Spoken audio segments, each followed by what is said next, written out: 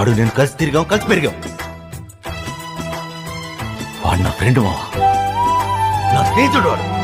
ఒక్క తల్లి సంతానమైన మనలాగా ఉండగలరా?